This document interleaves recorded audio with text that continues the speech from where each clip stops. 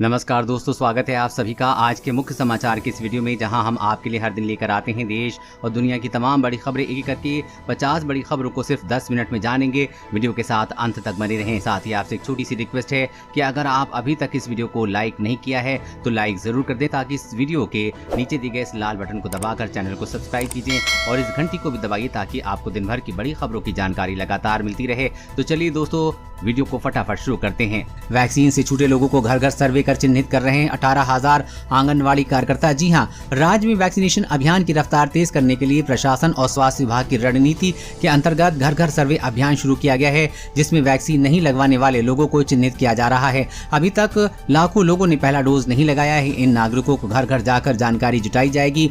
इनका वार्ड अनुसार डेटा तैयार करने के बाद नॉन वैक्सीनेटेड लोगों को अगले कुछ दिनों में वैक्सीन लगाने का लक्ष्य पूरा किया जाएगा। सभी लोगों को वैक्सीन लगवाने के लिए ये प्रयास किया जा रहा है। इसके लिए महिला बाल विकास विभाग की कार्यकर्ताओं ने द्वारा सर्वे किया जा रहा है। इसके लिए महिला एवं बाल विकास विभाग के आंगनवाड़ी केंद्रों के 18,000 आंगनवाड़ी कार्यकर्ता की मदद ली जा रही है।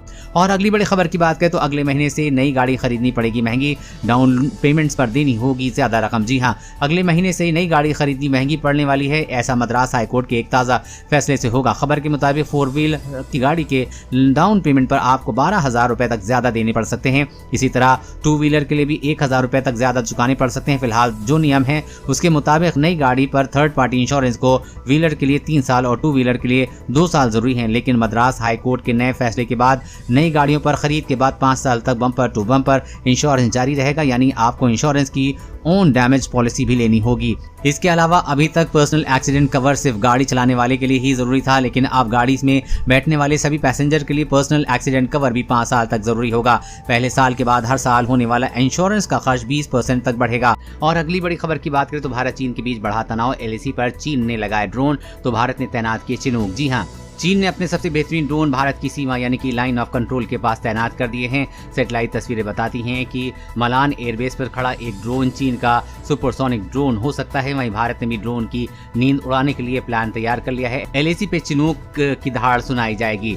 चीन सीमा पर अग्रिम चौकियों की निगरानी के लिए चिनूक तैनात किया है और वायुसेना लगातार सीमा पर अभ्यास कर रही है। इस हेलीकॉप्टर की मदद से भारतीय वायुसेना ऊंचे और दुर्गम इलाकों में भारी भरकम साजो सामान ले जाने में सक्षम है।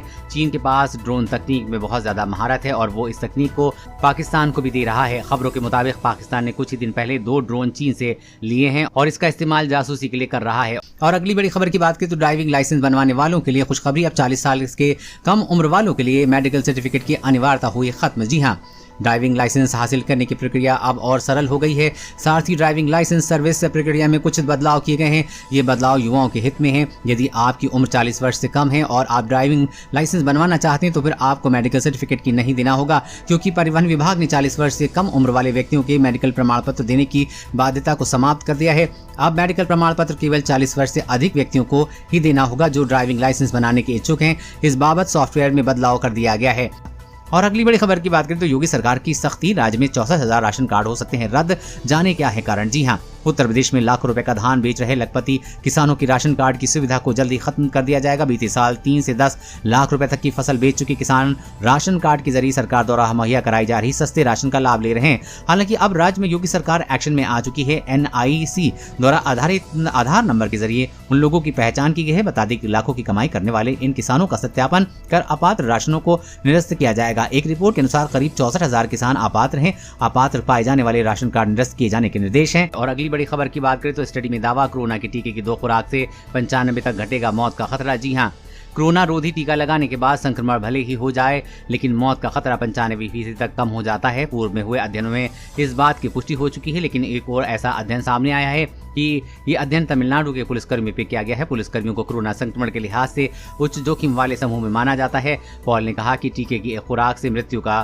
खतरा 82% और दोनों खुराक से 95% कम होता है। ये अध्ययन उन लोगों पर है जो कोरोना संक्रमण के लिए लिहाज से ज्यादा संवेदनशील हैं। ये दर्शाता है कि पूर्व टीकाकरण मृत्यु में करीब करीब पूरी तरह सुरक्षा प्रदान करता है। और अगली बड़ी खबर की बात करें तो पेट्रोल डीजल फिलहाल नहीं होंगे सस्ते। FM निर्मला सीतारमण ने बताई कीमतों में कटौती नहीं करने की वजह। जी हाँ, पेट्रोल और डीजल की आसमान छूती कीमतों से आम आदमी बुरी तरह से परेशान है।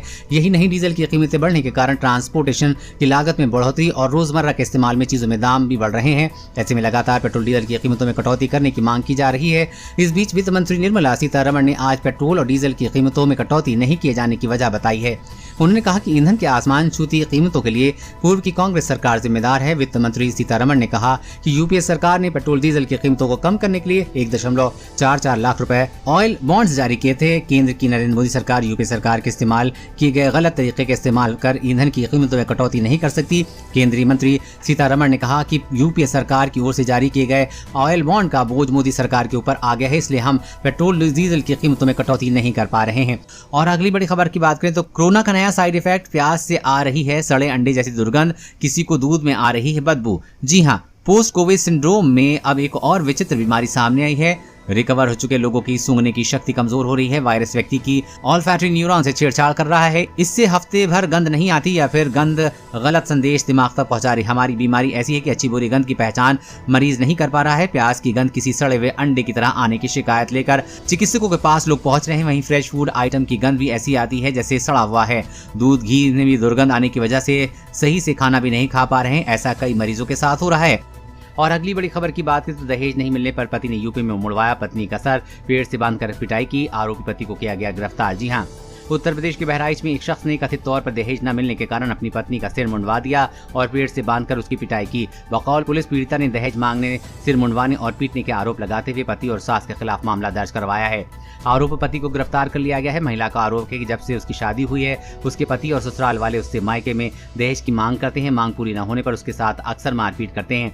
लेकिन बीते दिनों तो पीड़ित महिला के हैवान पति ने हद पार कर दी है। दोस्तों, ऐसे लोगों को क्या सजा देनी चाहिए, नीचे कमेंट करके जरूर बताइएगा। और अगली बड़ी खबर की बात करें तो कोरोना की तीसरी लहर के 8 महाराष्ट्र और केरल में घिरे कर्नाटक में एक महीने में बढ़े 90% केस। जी हाँ, लंबे वक्त से देश में कोरोना के 2 केंद्र रहे केरल और महाराष्ट्र की सीमा से लगने वाले कर्नाटक के हाल भी बिगड़ने लगे। एक महीने के भीतर ही यहाँ इलाजरत मरीजों की संख्या में 90% का इजाफा हुआ है। हाल में राज्य सरकार ने संकेत दिए हैं कि वो संक्रमण प्रभावित क्षेत्रों में तालाबंदी कर सकती है ताकि हालात और न बिगड़े। हालांकि राज्य में तेजी से टीकाकरण हुआ है, जिसमें अफसरों को भरोसा है कि संक्रमण बढ़ने पर भी वो टीकाकरण के बल पर हालात को काबू में पा सकते हैं। और अगली बड़ी खबर की बात करें तो चीन को एक और झटका देगा भारत। केंद्र सरकार ने ऑटो कंपोनेंट इंडस्ट्री से आयात घटाने को कहा। जी हाँ, भारतीय कार निर्माता चीन को एक और तगड़ा झटका दे सकते हैं। दरअसल नीति आयोग के सीईओ अमिताभ कांत ने कहा है कि भारतीय ऑटोमोबाइल और कलपुर्जा उद्योग वाहनों के विभिन्न हिस्सों के लिए चीन पर आयात निर्भरता खत्म करने पर जोर दे। अमिताभ कांत ने कहा है कि फोमती योजना के तहत चुने गए 9 शहरों में 100% इलेक्ट्रिक बसें होने के बाद इलेक्ट्रिक चारपाही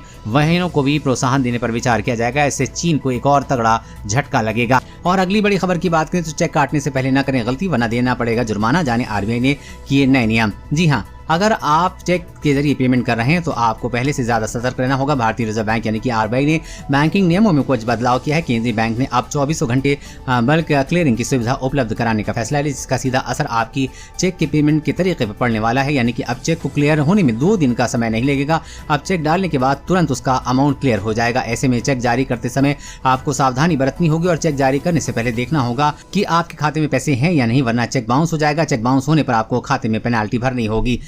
और अगली बड़ी खबर की बात करें तो टिकट बुकिंग के पूर्व मोबाइल और ईमेल सत्यापन होगा। जानिए क्या हुआ है बदलाव। जी हाँ, IRCTC ने ट्रेनों के टिकट बुकिंग के लिए नियम बनाए हैं। अब कंपनी की वेबसाइट पर लॉगिन के पहले मोबाइल व ईमेल आईडी का सत्यापन करना होगा, इसके बाद ही टिकट बुक होगा। सत्यापन की इस प्रक्रिया में ज्यादा वक्त नहीं लगेगा, मात्र 1 मिनट से इसे पूरा कर लिया जा सकेगा। हालांकि जो लोग या यात्री नियमित रूप से IRCTC की वेबसाइट से टिकट बुक करते हैं उन्हें इस प्रक्रिया से नहीं गुजरना पड़ेगा। यूजर्स कंपनी के पोर्टल पर लॉगिन और पासवर्ड बनाकर ऑनलाइन बुकिंग सेवा लाभ उठाते हैं। वेबसाइट पर लॉगिन पासवर्ड बनाने के लिए ईमेल और फोन नंबर की जानकारी देना जरूरी है।